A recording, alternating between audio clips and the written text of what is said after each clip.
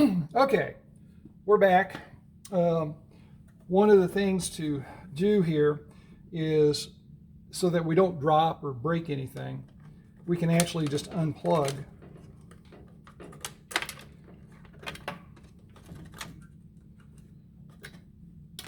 all the cables from here. The only thing to note is that the cable that goes to the top unit should be marked with a black Sharpie. If it's not, pull the top one out and mark it so that you know this one will go back to the top. I'm sorry, the top. Okay. Now on the inside, this is the module. I'm going to take the double sticky. We're going to put it right down here. First, we would clean it with alcohol, and we'll send you some alcohol swabs to do that. And we can just stick it in there. Okay. And now, all of this stuff will still tuck right back into here.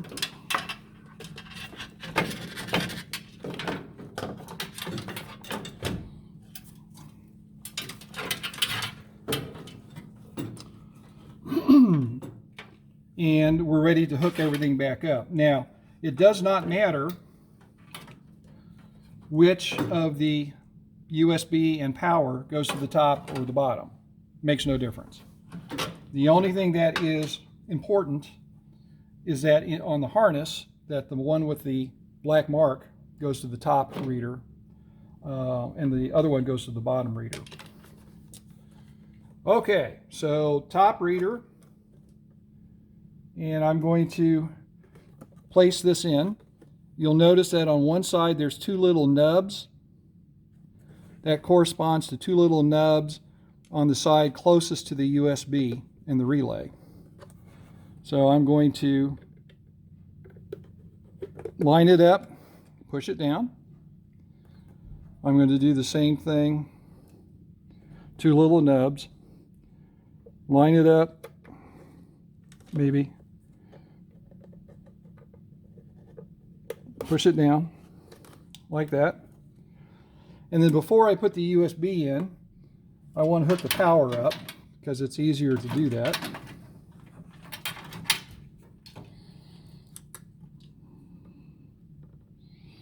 And the two guides go toward the top. Push it in. And then you want to plug the same USB. Now, it really wouldn't matter, but the same power from this USB, that you plug that USB into there. Then I'm going to take the other one, plug it in, take the USB, plug that in. Okay. Now all of these cables tuck back into the opening.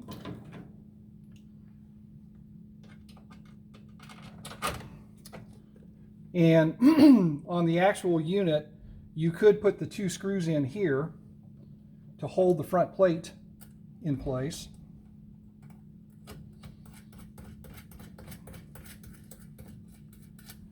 Then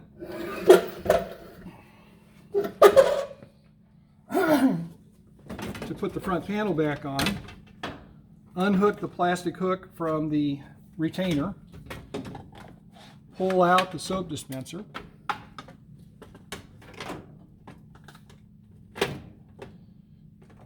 again, hook the panel over the soap dispenser like so. And now, making sure all the cables don't get pinched, we put the front panel back on, slide the soap dispenser in, and then get at least one screw in so that nothing comes off.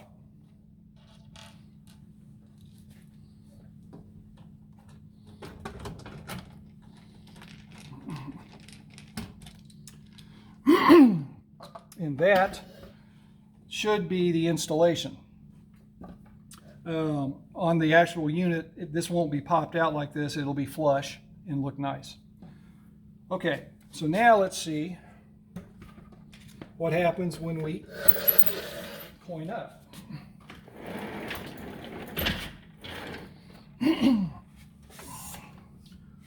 All right. If we coin up, hit redeem, you'll hear the clicking. You now see it said card, and now it says select a cycle. So I'm going to select, it says busy, and then starts. If I want to, now there will be some circumstances where I have to push the cycle more than once. And I've talked to Disney and Don Harrison about that. We'll need a small sticker here, and I'll talk to Don about getting that. That says, or here, that says push the cycle 2 or 3 times. Okay, if we want to start the washer,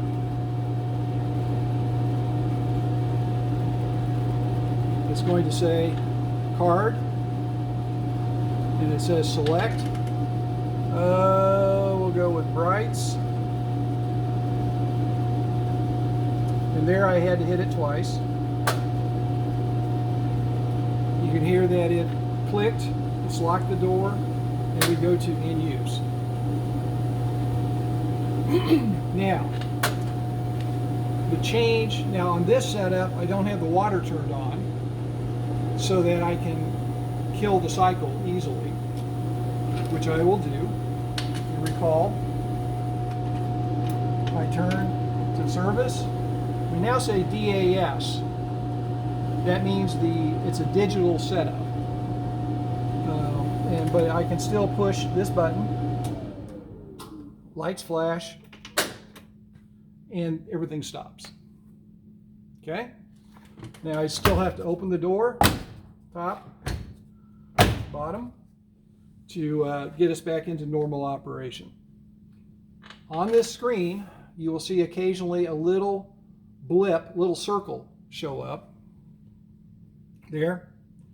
That's communication from the internal module to the brains of the washer dryer, and it'll show up like there. That just means this is talking to our module. So let me show you what the new feature is. So we're going to start. It clicks, it says card, select dryer cycle, and we'll go with delicates. It starts. Now what we're going to do is we're going to stop the video and let this time run down a little bit, and we'll start up again.